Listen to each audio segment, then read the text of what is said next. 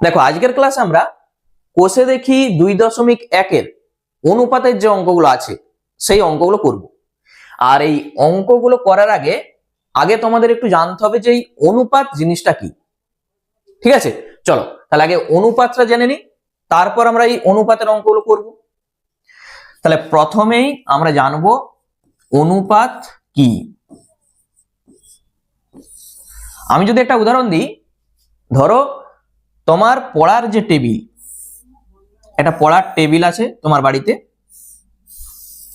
এই টেবিলটা আমি ধরে নিচ্ছি 50 সেমি। ঠিক আছে, তোমার যে পড়ার টেবিল সেটি হচ্ছে 50 সেমি। আর তোমার জ্যামিতি বক্সে একটি স্কেল আছে, এই স্কেলটা 10 সেমি। ঠিক আছে, তাহলে পড়ার টেবিলটা কত? 50 সেমি, মানে এইটার দৈর্ঘ্য, আর স্কেলটার দৈর্ঘ্য কত? 10 সেমি। এরপর আমি যদি তোমাকে বলি যে এই স্কেলটার সাহায্যে তুমি এখানে বসিয়ে দেখো কতবার এখানে বসানো যায়, মানে এই স্কেলটা তুমি এখানে বসাবে, আবার বসাবে, এরকম ভাবে কতবার তুমি বসিয়ে এইটাকে মাপতে পারবে। তাহলে দেখো এটা তো 10, এটা 50, তাহলে এই স্কেলটা এখানে একবার বসাও, 10 হয়ে গেল, আবার বসাও, 20 হয়ে গেল, 30 হয়ে গেল, 40 হয়ে গেল, 50 হয়ে গেল। মানে আমরা বুঝতে পারছি যে এখানে 5 বার তোমাকে বসাতে হবে, তবেই এইটা তুমি মাপতে পারবে। ঠিক আছে, তাহলে 10 সেমি স্কেলটার সাহায্যে আমরা এইটাকে এরকম 5 বার বসিয়ে মাপতে পারছি। তাহলে এইটা তো আমি মুখে মুখে বলে দিচ্ছি, তাহলে এইটাকে তুমি কি করবে, যদি আমি লিখে বলি এরকম করে, এখানে ধরো টেবিল আছে, পড়ার টেবিল, আর তার নিচে তুমি লিখে দাও স্কেল। তাহলে এই টেবিলের যে দৈর্ঘ্য এখানে আছে 50 আর স্কেলের 10, তাহলে আমরা এইটুকু বুঝতে পারছি, এইটাকে এইটা দিয়ে ভাগ করে দিলেই আমরা পেয়ে যাবো কিন্তু 5। 50কে 10 দিয়ে ভাগ করো, হয়ে যাবে 5। তাহলে তুমি এখানে 5 বার বসাতে পারবে।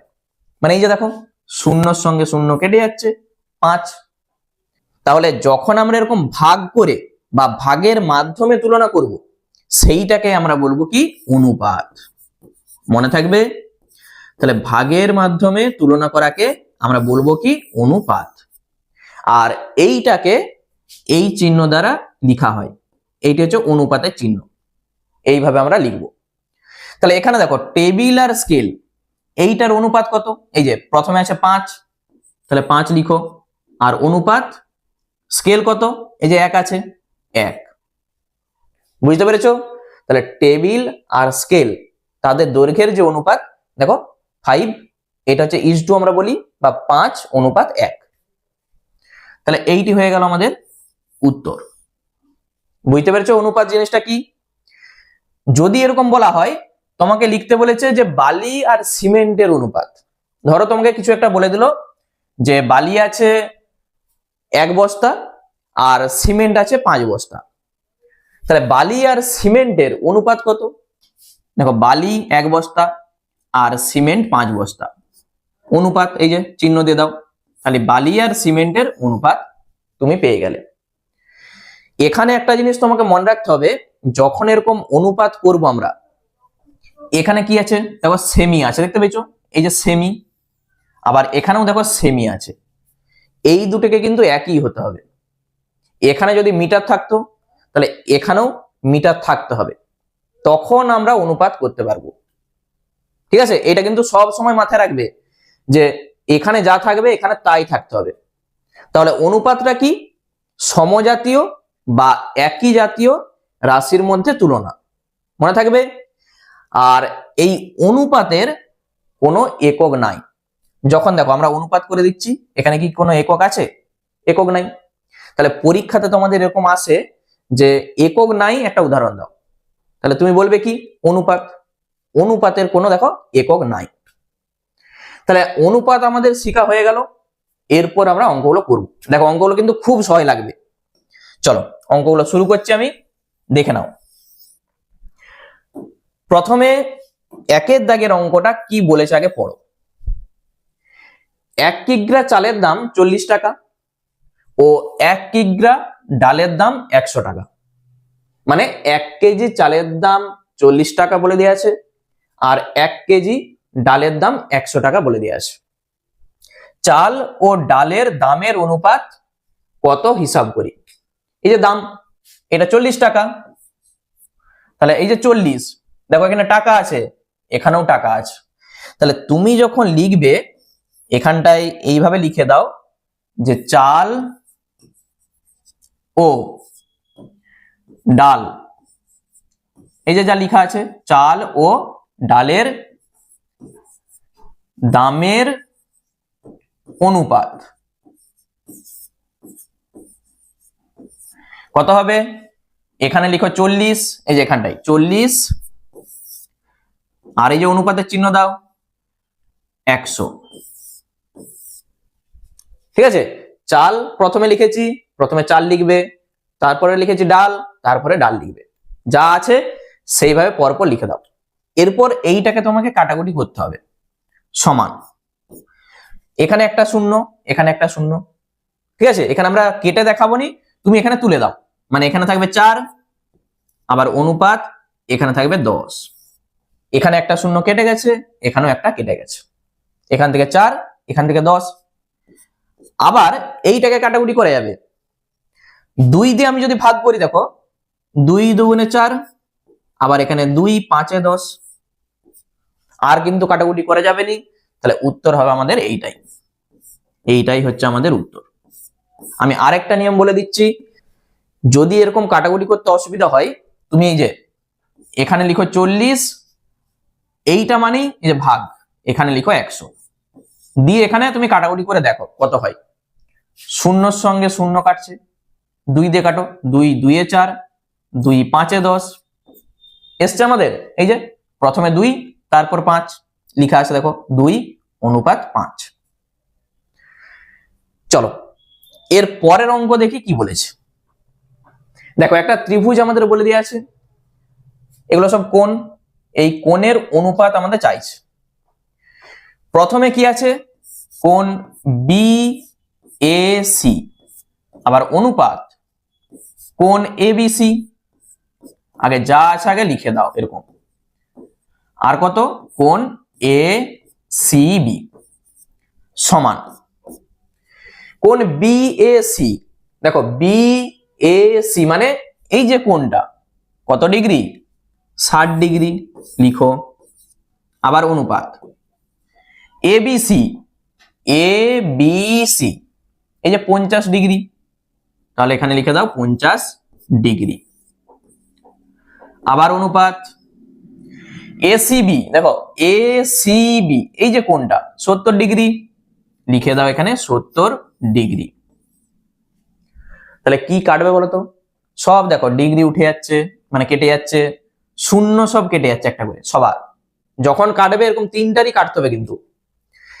তাহলে থাকবে কত, এখান থেকে 6, আবার এখানে থাকবে 5, আবার এখানে থাকবে কত 7, তাহলে আমাদের উত্তর কত হয়ে যাবে 6 অনুপাত 5 অনুপাত 7। বুঝতে পারছো কত সহজ।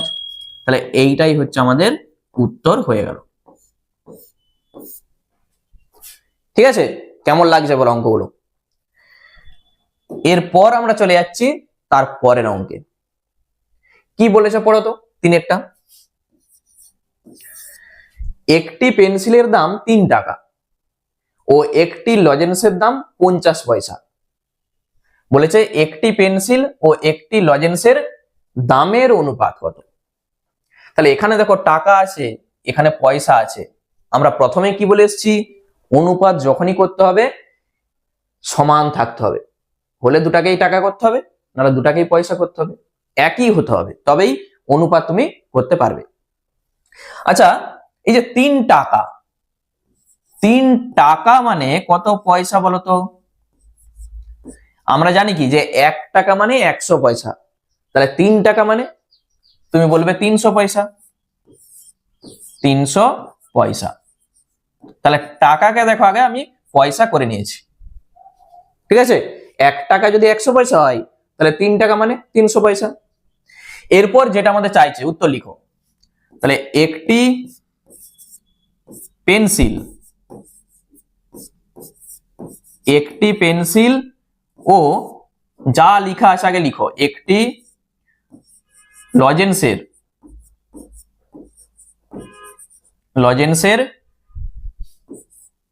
দামের অনুপাত সমান। তাহলে একটি পেন্সিলের দাম কত, এই যে আমরা বার করেছি দেখো 300 পয়সা, তাহলে 300 আবার অনুপাত দাও, একটি লজেন্স কত 50 পয়সা, তাহলে এখানে লিখে দাও 50। এখানে দেখো একটা শূন্য, এখানের একটা শূন্য কেটে যাবে, কত হবে, প্রথমে থাকবে 30, আবার এখানে থাকবে কত 5। এই দুটাকে কত দিয়ে ভাগ যাবে বলো তো, মানে কাটাকুটি কত দিয়ে হবে, 5 দিয়ে হবে। 5 6 30, 5 1 5, তাহলে উত্তর হয়ে যাবে আমাদের 6:1। ঠিক আছে, এইটাই হচ্ছে আমাদের উত্তর হবে। বা এখানে তুমি দেখে নিতে পারো, এই যে 300, প্রথমে 300 তার নিচে লিখো 50, দেখো শূন্যর সঙ্গে শূন্য কাটছে, 5 1 5, 5 6 30, সেইটাই আমাদের এসছে 6, এই যে 6 আবার অনুপাত 1। ঠিক আছে, এইভাবে তুমি করে দেখে নিতে পারো। ব্যাস হয়ে গেল আমাদের 3-এরটা। এরপর আমরা চলে যাচ্ছি 4-এর দাগেরটা। দেখো 4-এরটা কি বলেছে, দেখো এই যে 4-এরটা কি বলেছে পড়ো আগে। দেখো 4-এরটা বলেছে একটি আদুলি, একটি 1 টাকা ও একটি 2 টাকার মুদ্রার মূল্যের অনুপাত লিখি।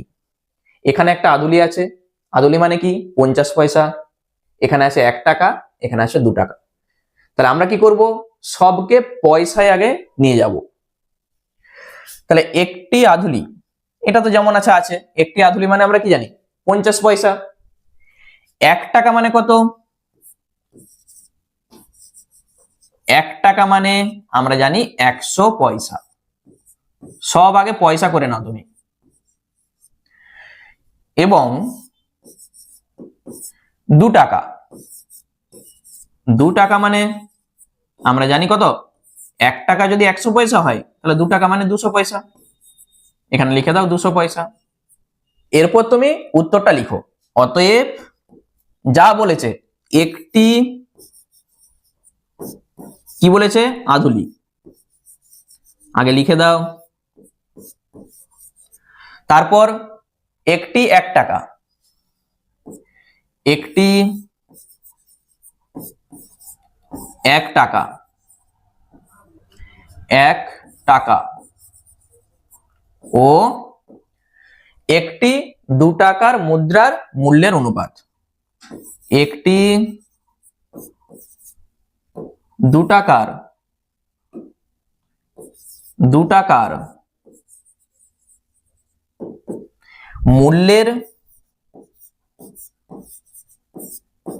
মূল্যের অনুপাত, এইভাবে আগে লিখে দাও সমান। তাহলে একটি আদুলি মানে কি আমরা জানি সেটা 50 পয়সা, আবার অনুপাত দাও। একটি 1 টাকা, এই যে 100 পয়সা, তাহলে 100 পয়সা, আর একটি 2 টাকা 200 পয়সা। ঠিক আছে, তাহলে যারা পারবে একবারে সরাসরি এইটা লিখলেই চলবে, মানে আগে থেকে এটা বার না করলেও চলবে। কি কাটছে বলো তো, দেখো একটা করে শূন্য সবার কেটে যাচ্ছে। এখানে তুমি যদি 2টা শূন্য কেটে দাও, এখানে কিন্তু 2টা শূন্য নাই, এটা কিন্তু আগে দেখবে। তাহলে একটা করে শূন্য সবার কাটবে, এখান থেকে থাকবে 5, একটা শূন্য কেটে গেলে থাকবে 10, আর এখান থেকে থাকবে 20। ঠিক আছে, এইটা আবার কত দিয়ে ভাগ যাবে, সবাইকেই কাটতে হবে, কিন্তু 2টা কাটলে হবে না। দেখো 5 দিয়ে ভাগ করা যাবে সবাইকে, 5 1 5, 5 2 10, আবার 5 4 20। দেখতে পাচ্ছ, তাহলে 1:2:4, এইটাই হবে আমাদের উত্তর। তাহলে এরপর আমাকে বলো যে অঙ্কগুলো তোমাদের কেমন লাগছে।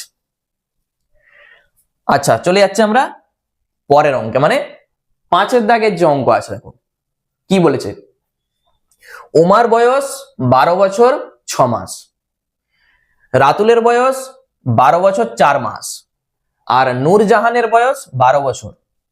তাহলে তিনজনের বয়সের অনুপাত আমাদের চাইছে। তাহলে এখানে তুমি কি করবে, এখানে হলে তোমাকে সব মাসে যেতে হবে। 12 বছর 6 মাস মানে কত মাস বার করো, 12 বছর 4 মাস মানে কত মাস, আর এখানে 12 বছর মানে কত মাস, এইটা তোমাকে আগে থেকে বার করতে হবে। তাহলে প্রথমেই আমরা কি লিখবো, 12 বছর 6 মাস সমান কত মাস। দেখো 1 বছর মানে আমরা কি জানি বলতো, 1 বছর মানে 12 মাস। তাহলে 12 বছর সমান কত মাস, 12 সঙ্গে 12 গুণ করো। বছরকে মাস করতে গেলে কি করতে হয়, 12 দিয়ে গুণ করতে হয়। আবার এখানে যুক্ত হবে, তার সঙ্গে আছে 6 মাস। বুঝতে পেরেছো? 12 বছর তাকে মাস করতে গেলে 12 দিয়ে গুণ করো, আবার তার সঙ্গে 6 মাস আছে মানে যোগ করে দাও, যা হবে এত মাস। তাহলে কত হচ্ছে বলো তো আমাকে, 12 সঙ্গে 12 গুণ করো, 12 বারং কত হয়, 2 দুগুণে 4, 2 একে 2, 2 একে 2, 1 একে 1। আমরা পাচ্ছি দেখো 144। তাহলে 144 তার সঙ্গে আছে যে 6, তুমি একবারে যোগ করে লিখতে পারো, তাহলে 150। ঠিক আছে? তাহলে মোট তুমি এখানটায় একবারে লিখে দাও 150 মাস, 150 মাস। একটা আমাদের হয়ে গেল। একই রকম ভাবে আমরা পরেরটা করব। পরেরটা কি বলেছে দেখো, 12 বছর 4 মাস। লিখো আবার 12 বছর 4 মাস কত হবে। তাহলে বছরকে মাস করতে গেলে আগে 12 দিয়ে গুণ করে দাও, 12 বছর, তাহলে 12 গুণিত 12 এত মাস, তার সঙ্গে আবার 4 মাস যোগ হয়ে যাবে। তাহলে কত হলো, 12 সঙ্গে 12 যখন আমরা গুণ করেছিলাম আমরা পেয়েছিলাম 144, 144 আর 4 কত হয়, তাহলে 148 মাস হয়ে গেল দুটা। আরেকটা দেখো, এই যে নূরজাহানের বয়স 12 বছর। তাহলে এই যে 12 বছর, 12 বছর মানে কত মাস, তাহলে 12 সঙ্গে 12 গুণ করে দাও, যা হবে এত মাস। তাহলে 12 বারং কত হয়, 144। ব্যাস, তিনটাই দেখো মাসে আমি লিখে দিয়েছি। তাহলে একই, এই যে একই একক সব মাস। এরপর তুমি এখানে লিখো এই যে তিনজনের বয়সের অনুপাত, উত্তরটা লিখবে অতএব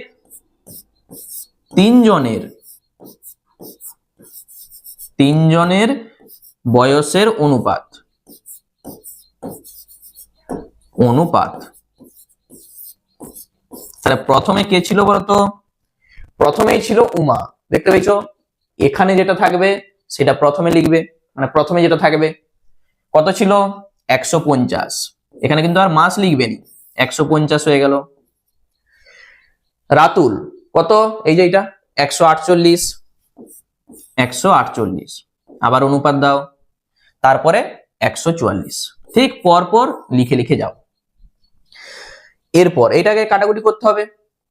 তাহলে কত দিয়ে কাটবে বলতো, দেখো সবকে কিন্তু 2 দিয়ে ভাগ করা যাবে।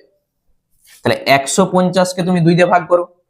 যদি অসুবিধা হয় সরাসরি কাটতে না পারো, এরকম তুমি ভাগ করে আগে দেখে নাও। তাহলে 2 7 14,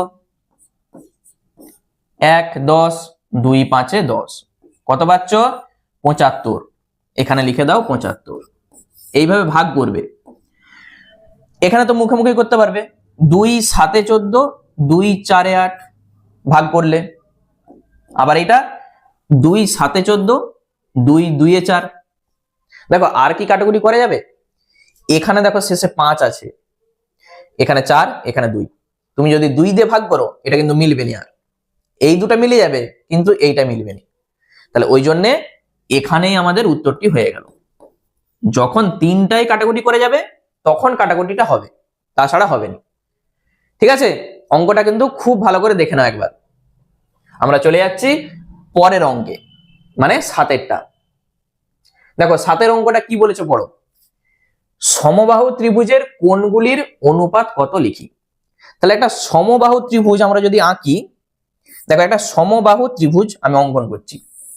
সমবাহু ত্রিভুজ মানে কি, তার প্রত্যেকটা বাহুর দৈর্ঘ্য সমান। যদি এটা নাম দিই এ, এইটা বি, এইটা সি, আমাদের চাইছে কোণগুলির অনুপাত। তাহলে প্রত্যেকটা কোণ কত ডিগ্রি করে হয়, 60 ডিগ্রি করে হয়। এইটাও 60, এইটাও 60, এইটাও 60। কারণ আমরা কি জানি যে একটা ত্রিভুজের 3টা কোণকে যোগ করলে 180 ডিগ্রি হয়। 3টা কোণের সমষ্টি কত হয়, 180 ডিগ্রি। 3 দিয়ে ভাগ করে দাও, ওই জন্য প্রত্যেকটা কোণ 60 ডিগ্রি করে তুমি পাবে, মনে থাকবে। তাহলে সমবাহু ত্রিভুজের 3টা কোণ 60 ডিগ্রি করে হয়। এইটা ছবিটা আঁকার তোমাদের দরকার নাই, শুধু উত্তরটা লিখলেই চলবে, আমি বোঝানোর জন্য বলেছি। তাহলে আমরা কি লিখবো, এখানে উত্তরটা একবার লিখবে যে সমবাহু ত্রিভুজের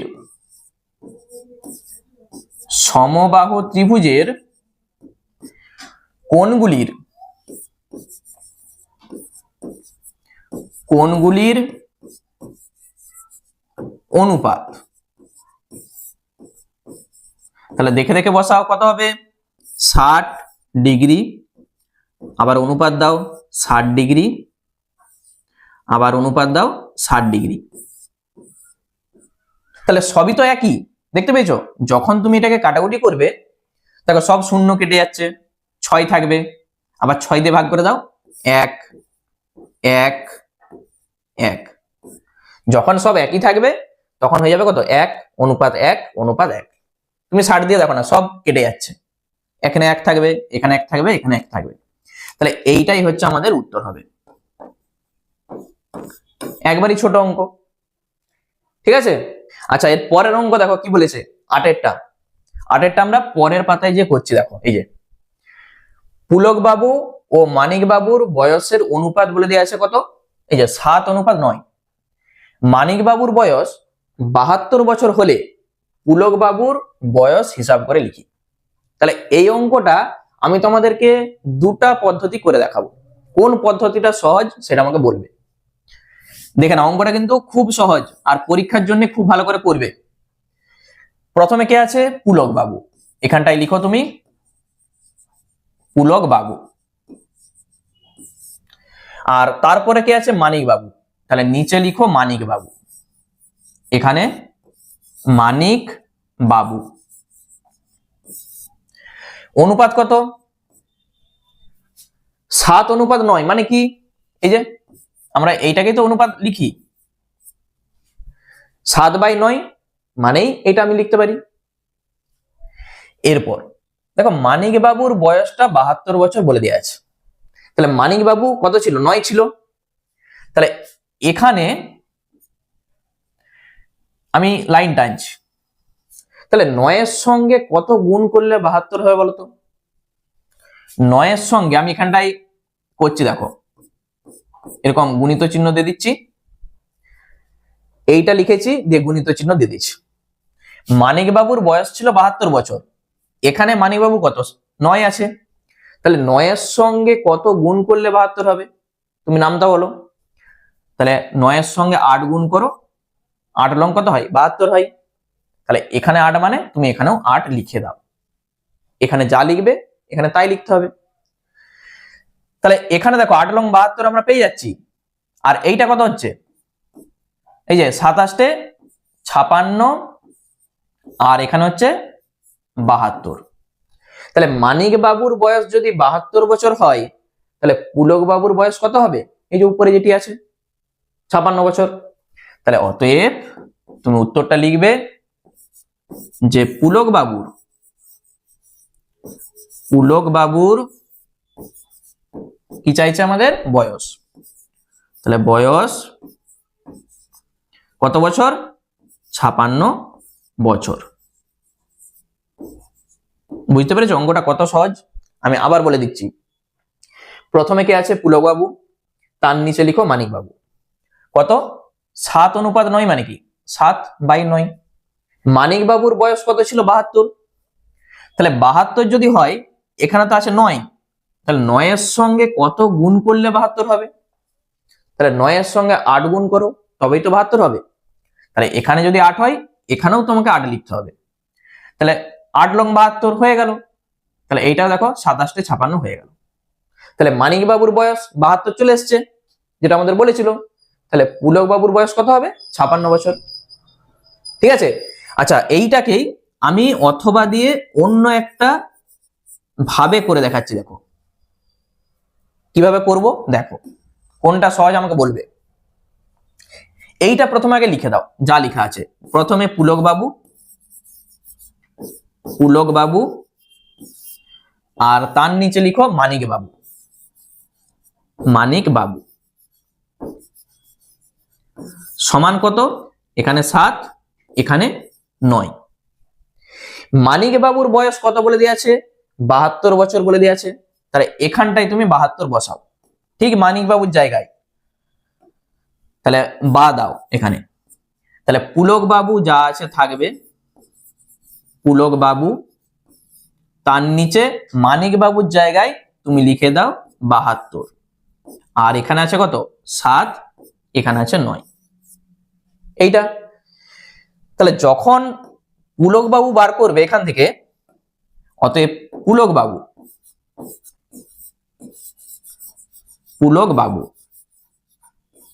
সমান কত হবে বলতো?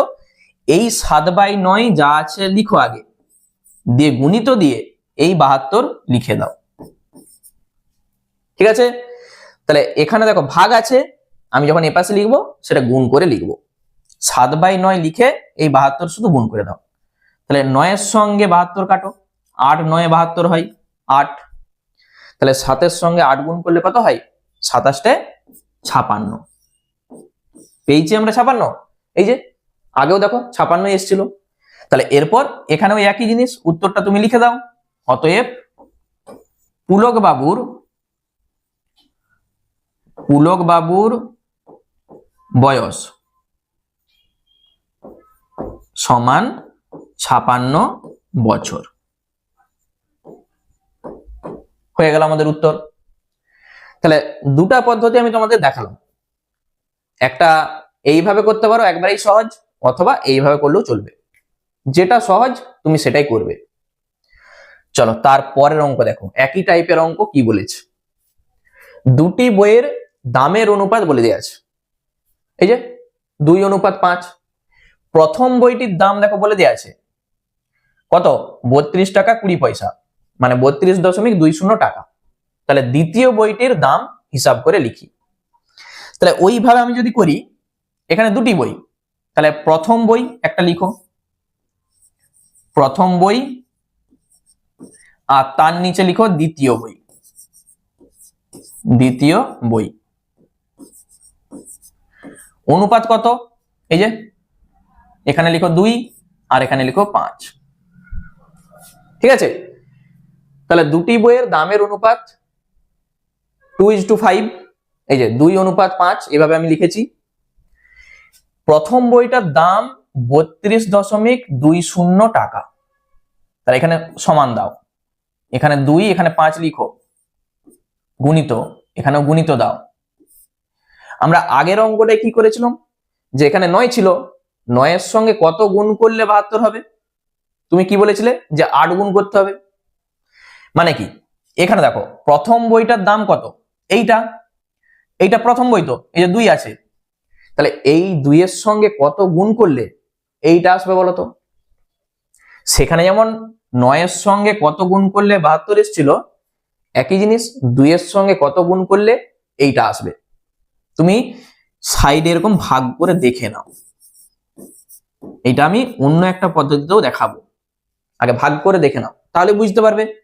2 1 2, 1 12, 2 6 12 মিলে গেল। এরপর দশমিক, 2 2 1 2, আবার এই যে 0, তাহলে 2 0 0। ঠিক আছে। তাহলে আমরা পাচ্ছি কত? 16.10। তাহলে এখানে লিখো 16.10, এটা এখানেও লিখতে হবে। ঠিক আছে, 16.10 সঙ্গে 2 গুণ করো, এইটা আসবে। তাহলে এখান থেকে আমরা কি বলতে পারবো, দেখো এখান থেকে আমরা বলতে পারবো যে প্রথম বইটার দাম এইটা, গুণ করলেই তো পাচ্ছি কত হচ্ছে, দেখো গুণ করলে 32.20, আর নিচটা কত হবে বলো, 5 দিয়ে গুণ করে দাও। তাহলে 16.10 তাকে 5 দিয়ে গুণ করো, 5 0 0, 5 1 5, 5 6 30 0, হাতে থাকবে 3, 5 1 5 আর 3 8, দুটার পর দশমিক বসিয়ে দাও। তাহলে এখানে লিখে দাও 80.50। পেয়েছি, প্রথম বইয়ের দাম বলে দেওয়া ছিল, তাহলে দ্বিতীয় বইয়ের দাম কত হবে, 80 টাকা 50 পয়সা। তাহলে এখানে শুধু উত্তরটা তুমি লিখে দাও। অতএব দ্বিতীয় কি চাইছে, বইটির দাম, বইটির দাম সমান 80.50 টাকা। এইটাই হচ্ছে আমাদের উত্তর হয়ে গেল। দেখো এক লাইনে উত্তর। তাহলে কি করেছি আমি আবার বলে দিচ্ছি। প্রথম বই, তার দাম 32 টাকা 20 পয়সা, মানে 32.20 টাকা। তাহলে 2 এর সঙ্গে কত গুণ করলে এটা আসবে, তুমি এইটাকে 2 দিয়ে ভাগ করে দেখে নাও। আমরা দেখতে পাচ্ছি 16.10 দিয়ে গুণ করতে হবে। তাহলে এখানে যা করবে এখানেও তাই করতে হবে। অনুপাতে তুমি যেখানে করবে একটা করা মানে তার পরেরটাও ওই একই করতে হবে। তাহলে এইটা গুণ করলে এটা আসছে, এটাও গুণ করো। তাহলে প্রথম বইয়ের দাম বলে দেওয়া ছিল এইটা, দ্বিতীয় বইয়ের দাম এইটা, চলে এলো উত্তর। অথবা দিয়ে আমি আগের নিয়মটা দেখাচ্ছি, কোনটা সহজ বলবে। তাহলে একই কথা তুমি লিখো, প্রথম বই, আমি দুটা নিয়ম করাচ্ছি দেখো, প্রথম বই তার নিচে দ্বিতীয় বই, দ্বিতীয় বই সমান কত, 2 তার নিচে 5। প্রথম বইয়ের দাম বলে দিয়ে আছে, প্রথম বইয়ের দাম কত, এই যে 32.20 টাকা। তাহলে এখানটায় তুমি বসাও, তাহলে বা দাও, প্রথম বইয়ের জায়গায় 32.20 লিখো, এখানে লিখো দ্বিতীয় বই, দ্বিতীয় বই সমান 2 তার নিচে 5।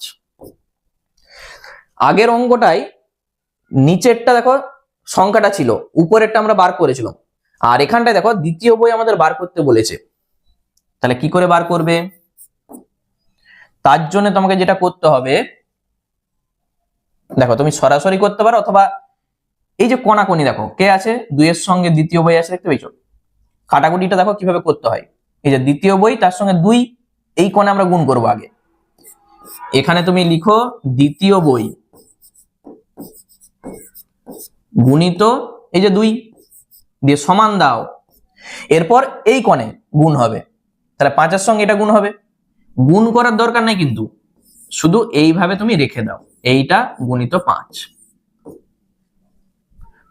এইটার পর এই লাইনটা বোঝা গেছে, এই কোণে গুণ হলো, আবার সমান দিয়ে এই কোণে গুণ হলো।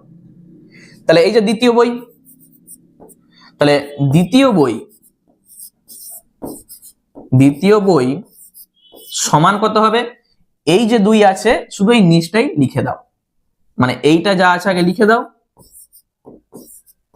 গুণিত 5, আর নিচে লিখো 2 দিয়ে কাটাকুটি করো।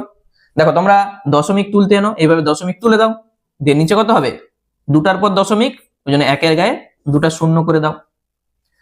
কি কাটবে, শূন্যর সঙ্গে শূন্য কাটবে, 5 2 এ 10, আবার এইটাকে 2 দিয়ে দেখো কাটবে, তুমি ভাগ করো, কত হবে, 2 16 32, 2 1 কে 2, দেখতে পেয়েছো, আর কাটাকুটি করা যাবে না।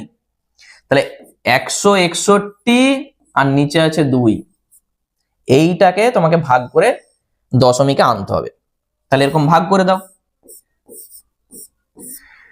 2 8 এ 16, এক নামছে। এরপর কি করতে হবে বলতো, এই ভাগটা কিন্তু অনেকে ভুল করো, এখানে 2 শূন্যয় 0 করতে হবে, আবার 1, এরপর দশমিক, 2 5 10। ঠিক আছে, ভাগটা একবার দেখে নাও।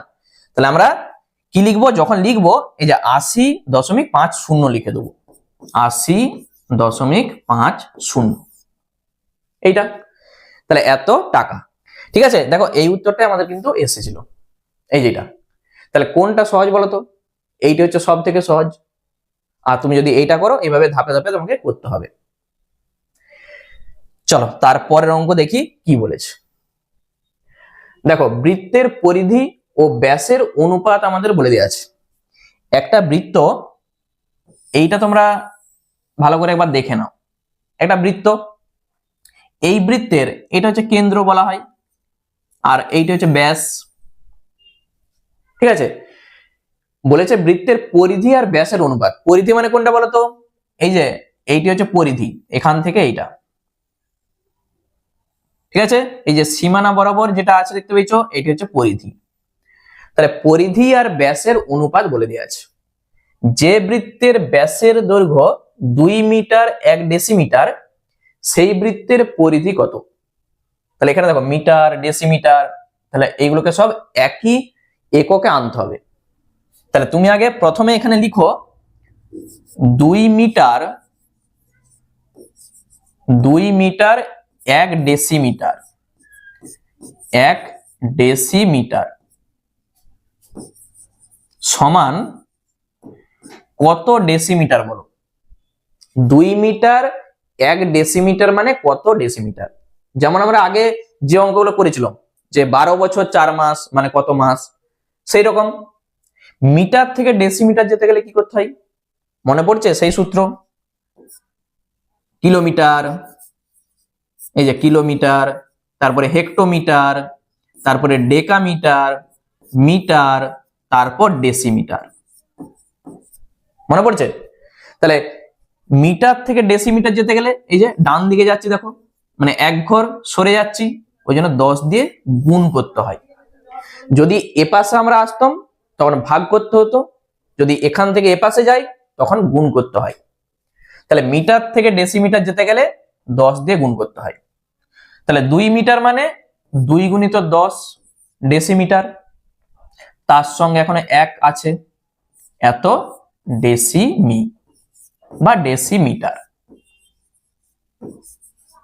ঠিক আছে, 2 মিটার মানে 2 গুণিত 10, আর তার সঙ্গে যে 1 ডেসিমিটার যোগ হলো, তাহলে 10 দুগুণে কত হয়? 20, তার সঙ্গে 1, 21 ডেসিমিটার। বুঝতে পেরেছো? তাহলে 2 মিটার 1 ডেসিমিটার মানে মোট 21 ডেসিমিটার আমরা পেয়ে যাচ্ছি। এরপর যেটা আমাদের বলেছে দেখো কি বলেছে, পরিধি আর ব্যাসের অনুপাত। তাহলে এখানে লিখো পরিধি, প্রথমে আগে লিখো পরিধি, আর তার নিচে লিখো ব্যাস, সমান কত? এই যে 22 প্রথমে আছে, আর অনুপাত 7 মানেই 22/7, পরিধি বাই ব্যাস সমান 22/7। 21 কি? এই যে দেখো, যে বৃত্তের ব্যাস, এই যে ব্যাসের দৈর্ঘ্য এইটা, তাহলে এখানে কত আছে? ব্যাস 7 আছে। তাহলে 7 থেকে 21 করতে গেলে কত গুণ করতে হবে বলো তো? তুমি বলবে 3 গুণ করতে হবে। তাহলে এইটা আগে লিখে দাও, এখানে 3 গুণ করো, এখানেও 3 গুণ করো। এই যে 7 ছিল দেখো ব্যাস, এখানে ব্যাস কত? 21। তাহলে 7 থেকে 21 যেতে গেলে 7 এর সঙ্গে কত গুণ করতে হবে? 3 গুণ করতে হবে। এখানে যা গুণ করবে এখানে তাই গুণ করতে হবে, তখন তো 21টা হবে। তাহলে এখানটাই আমি মুছে দিচ্ছি, দিয়ে এখানটাই আমরা লিখছি। তাহলে নিচে দেখো 21 হয়ে গেল, উপরে কত হবে? 22 এর সঙ্গে 3 গুণ করো, 3 দুগুণে 6, 3 দুগুণে 6, 66। তাহলে ব্যাস 21 আমরা পেয়ে গেছি। আমাদের কি চাইছিল? বৃত্তের পরিধি কত? এই যে পরিধি কত? 66। অতএব সেই বৃত্তের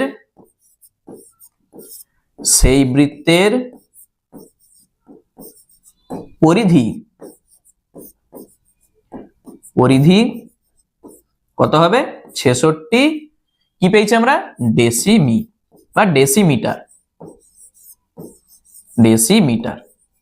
এইটাই হয়ে গেল আমাদের উত্তর। আর তুমি যদি অথবা দিয়ে করতে চাও সেই নিয়মটা, তাহলে এই যে ব্যাসের জায়গায় তুমি বসিয়ে দাও 21, এটা তো ব্যাস, এই যে 21 ডেসিমিটার, তাহলে ব্যাসের জায়গায় 21 বসিয়ে দাও, তাহলে পরিধি সমান কত হবে 22/7 এখানে গুণিত 21, তাহলে উত্তর চলে আসবে। বা তুমি চাইলে এরকম কণাকণি করেও করতে পারো। ঠিক আছে, আমি দেখিয়ে দিচ্ছি, দেখো একটু তবু অথবা দিয়ে। প্রথমে পরিধি লিখো, পরিধি আমি এই লাইনটার পথ থেকে করছি, আর ব্যাস কত এখানে লিখো 21 সমান 22 তার নিচে আছে 7, তাহলে পরিধি সমান কত হবে, তাহলে এখানে বা দিয়ে লিখো পরিধি সমান, তাহলে বা পরিধি সমান একবারে তুমি করতে পারো, কত হবে উপরেরটা যখন বার করতে বলবে শুধু এইটা গুণ করে দিবে, তাহলে এইটা গুণিত 21, যদি নিচেরটা বার করতে বলতো তখন এইটা শুধু উল্টে যাবে, 7 3 21 মানেই তুমি পেয়ে যাবে 3 দুগুণে 6, 3 দুগুণে 6, সেটাই আমরা দেখো এখানে বার করেছিলাম। তাহলে এইভাবেও করতে পারো বা এইভাবেও করতে পারো।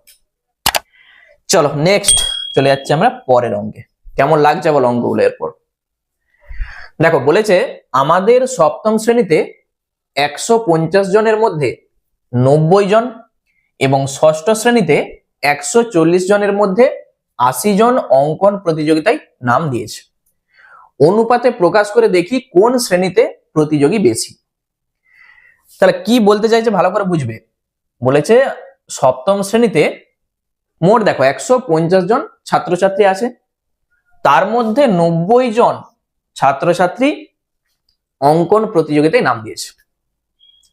আবার ক্লাস 6-এ এই যে ষষ্ঠ শ্রেণীতে মোট 140 জন আছে ক্লাসে, তার মধ্যে 80 জন অঙ্কন প্রতিযোগিতায় নাম দিয়েছে। আমাদের চাইছে যে এটাকে আগে অনুপাতে প্রকাশ করো, দিয়ে আমাকে বলো যে কোন শ্রেণীতে প্রতিযোগী বেশি। তাহলে এখানে তুমি লিখবে কি, প্রথমে তুমি আগে প্রতিযোগী লিখো। তাহলে সপ্তম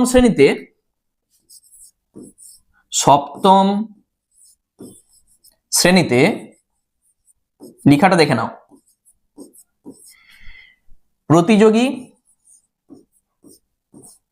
প্রতিযোগী ও মোট ছাত্রছাত্রীর অনুপাত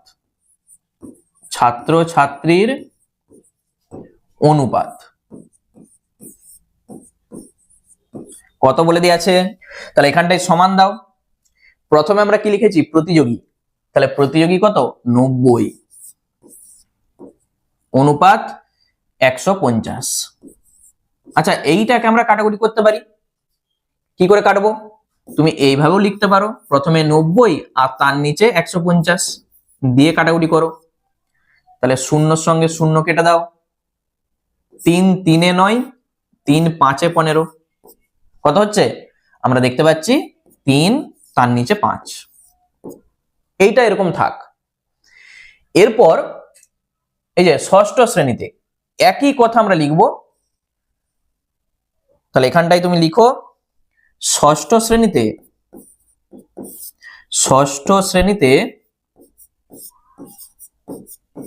প্রতিযোগী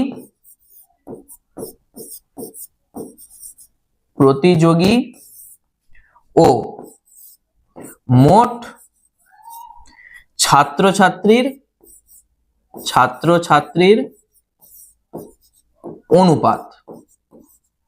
শুধু প্রথমটা দেখে দেখে একই জিনিস তুমি লিখে দাও, সমান কত ছিল দেখো বলে দেয়া আছে। মোট প্রতিযোগী এই যে 80 জন, কত জনের মধ্যে 140 জনের মধ্যে। তাহলে প্রথমে তুমি লিখো 80, এখানটায় আগে লিখো 80, আবার এখানটায় তুমি লিখো 140। ঠিক আগেরটার মতো আমরা কাটাকুটি করব। তাহলে নিচে নিচে আগে লিখে দাও 80 তার নিচে 140। তাহলে শূন্যর সঙ্গে শূন্য কাটছে, কত দিয়ে কাটবে 2 4 8, 2 7 14, আমরা পাচ্ছি কত বলতো, উপরে 4 নিচে 7। এইটা আমাদের কি চাইছিল, অনুপাতে প্রকাশ করে দেখি কোন শ্রেণীতে প্রতিযোগী বেশি। মানে কি প্রতিযোগী মানে কোনটা, এই যে উপরে যেটা আছে সেটা প্রতিযোগী, এই যে এইটা। আবার এখানেও উপরে যেটা আছে এই যে এইটা প্রতিযোগী। এখানে 4 আছে, এখানে 3 আছে। তাহলে আমাদের এখান থেকে দেখে কিন্তু বুঝতে পারবো না যে কোনটা বড় কোনটা ছোট। তার জন্য আমরা কি করব, এই যে নিচে দেখো 5 আছে, এখানে নিচে 7 আছে। তাহলে এইগুলোকে আমরা কি করব, আগে লসাগু করব। তাহলে 5 আর 7 লসাগু কত হয় বলো। আমরা জানি 5 আর 7 লসাগু কত হবে, 5 7 35। ঠিক আছে, 5 আর 7 লসাগু হয়ে যাবে 35। তাহলে আমরা কি করব, এখানে এখানে তুমি সমান দিয়ে দেখো, সমান দিয়ে এইটাকে 35 করতে গেলে কি করতে হবে, এখানে 5 আছে তো এই 35 করতে গেলে নিশ্চয়ই 7 দিয়ে গুণ করতে হবে, তবেই তো 35 হবে। একই রকম ভাবে এখানে 4 এখানে 7 আছে তো, তাহলে এইটাকে 35 করতে গেলে এই যে 7 আছে, হরটাকে আমরা সমান করব, মানে নিচে যেটা আছে সমান করব। তাহলে 7 এর সঙ্গে 5 গুণ করো তবেই তো 35 হবে। নিচে যা করবে উপরে তাই করতে হবে। কত হচ্ছে, 3 7 21, আর এখানে আমরা পাচ্ছি 35।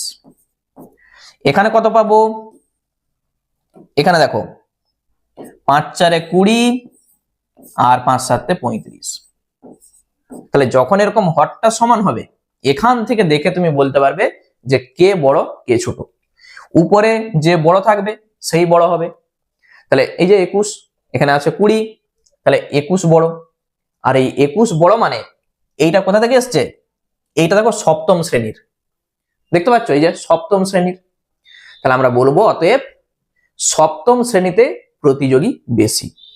তাহলে এখানটায় আমরা শুধু উত্তরটা লিখে দেবো, অতএব সপ্তম শ্রেণীতে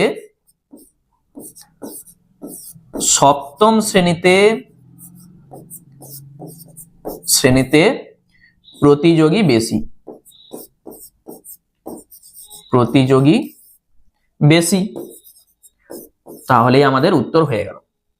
অঙ্কটা আগে একবার ভালো করে দেখে নাও, আমি কি করেছি আরেকবার বলে দিচ্ছি। প্রথমে তুমি কি করবে, 90:150 আছে, এটাকে কাটাকুটি করে দাও, আমরা পাচ্ছি 3/5। ঠিক আছে, একবারে একই জিনিস তুমি করো, এই যে 80 তার নিচে 140 আছে, কাটাকুটি করো 4/7, এটা আমরা পাচ্ছি। তাহলে এখান থেকে দেখে কিন্তু বলা যাবে না যে কে বড় কে ছোট। সবসময় যখন এরকম বড় ছোট বলবে, এই হরকে আগে সমান করবে তুমি। এখানে কত আছে, 5 আছে, এখানে 7 আছে। তাহলে 5 আর 7 লসাগু তুমি সাইডে আগে করে দেখে নাও কত আসছে। এটা তো আমরা মুখে মুখেই বলতে পারবো, 5 আর 7 লসাগু 35। তাহলে নিচটাকে 35 করতে গেলে 5 এর সঙ্গে কত গুণ করতে হবে, তাহলে 5 এর সঙ্গে 7 গুণ করলেই 35 আসবে। ওই জন্য উপর আর নিচ 7 গুণ করে দাও, তাহলে 35, উপরে আসছে 21। নিচে 7 আছে, তাহলে 7 এর সঙ্গে কত গুণ করলে 35 আসবে, 5 গুণ করতে হবে, উপরেও 5 নিচেও 5। তাহলে নিচটা দেখো সমান হয়ে গেছে, এখানেও 35 এখানেও 35। তাহলে এরপর তুমি কে বড় কে ছোট দেখেই বলতে পারবে। এখানে আছে 21, এখানে আছে 20, তাহলে 21 বড়। 21 মানে কি, এই যে সপ্তম শ্রেণী, তাহলে সপ্তম শ্রেণীতে প্রতিযোগীর সংখ্যা বেশি। ঠিক আছে, চলো নেক্সট আমরা শেষ যে অঙ্কটা আছে সেটা দেখে নিই। কি বলেছে দেখো, দুটি সংখ্যার অনুপাত কত আছে, 5:7 বলে দেওয়া আছে। সংখ্যা দুটির গসাগু বলেছে 13। তাহলে সংখ্যা দুটি কি কি, খুবই সহজ। তাহলে তুমি যেটা করবে, এখানে দেখো সংখ্যা দুটির গসাগু 13 আমাদের বলে দেওয়া আছে। তাহলে আমি লিখে দিচ্ছি দুটি সংখ্যার অনুপাত, দুটি সংখ্যার অনুপাত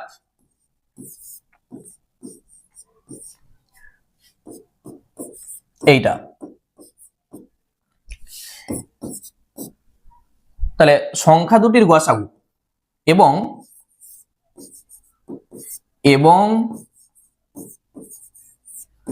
সংখ্যা দুটির গসাগু সমান কত 13। আচ্ছা, গসাগু আর লসাগুর পুরো নাম কি বলতো? আমাকে কিন্তু কমেন্ট করে জানাবে, এটা তোমাদের হোমওয়ার্ক থাকলো, যে গসাগুর পুরো নাম কি আমাকে বলবে। কারণ পরীক্ষাতে এরকম কিন্তু আসে তোমাদের, যে গসাগুর পুরো নাম কি, লসাগুর পুরো নাম কি। তাহলে এইটা আমাকে সবাই কমেন্ট করে জানাবে যে গসাগুর পুরো নাম কি। তাহলে আমাদের সংখ্যা দুটি চাইছে, অতএব সংখ্যা দুটি কি করবে? এই যে অনুপাত আছে এইটার সঙ্গে একবার 13 গুণ করবে, এইটার সঙ্গে একবার 13 গুণ করবে। তাহলে একটা হচ্ছে এইটা, আরেকটা হচ্ছে এই যে 7 গুণিত 13। ঠিক আছে, তাহলে এখানে 5 13 আমরা পেয়ে যাচ্ছি কত? 65, আর একটা 7 13 91। তুমি এই দুটাকে গসাগু করে দেখো কত আসবে? 13 আসবে। অনুপাত করে দেখো, এই যে 13 দিয়ে কেটে যাচ্ছে, তাহলে একটা 5 পেয়ে যাবে, একটা 7 পেয়ে যাবে। 5 13 65, 7 13 91। তাহলে আমাদের ঠিকই আছে। যখন এরকম থাকবে তখন তুমি কি করবে? দুটি সংখ্যা শুধু গুণ করে দেবে, তাহলেই দুটি সংখ্যা পেয়ে যাবে। ঠিক আছে, এইগুলো তোমরা যখন আরেকটু বড় হবে আরো ডিটেলসে জানবে, আমরা এক্স ধরেও এই অঙ্কগুলোকে করতে পারি। ঠিক আছে, দুটি সংখ্যা আমরা তখন ধরে নেবো, একটা হচ্ছে 5x, আমি দেখাচ্ছি, আর একটা হচ্ছে 7x। যখন এরকম অনুপাত থাকে আমরা এইভাবে ধরে নিই, একটা 5x আর একটা 7x। তাহলে এই দুটার মধ্যে গসাগু কে বলতো? মানে দেখো দুটার মধ্যে মিল কে আছে? এই যে x আছে, x আছে, তাহলে এই দুটার গসাগু যখন করবে নিশ্চয়ই x আসবে, আর এইটা সমানই 13। ঠিক আছে, তাহলে ওই জন্য আমরা কি করছি? x এর জায়গায় শুধু 13 বসে দিচ্ছি। একটা 5 গুণিত 13 আর একটা 7 গুণিত 13, তার জন্যই আমরা এই দুটা উত্তর পাচ্ছি। বুঝতে পেরেছো? তাহলে এইগুলো আরেকটু বড় ক্লাসে যখন যাবে এগুলো শিখবে। তাহলে আমাদের এখানের 12টা যে অঙ্ক ছিল কমপ্লিট হয়ে গেল। আর এই ক্লাসটা তোমাদের কেমন লাগলো আমাকে কিন্তু অবশ্যই কমেন্ট করে জানাবে। আমরা পরের ক্লাসে বসে দেখি 2.2 এর যে অঙ্কগুলো আছে সেগুলো শুরু করব। ঠিক আছে, আর ওই ক্লাসটা কিন্তু কেউ মিস করবে না। চলো আবার দেখা হচ্ছে নেক্সট ভিডিওতে।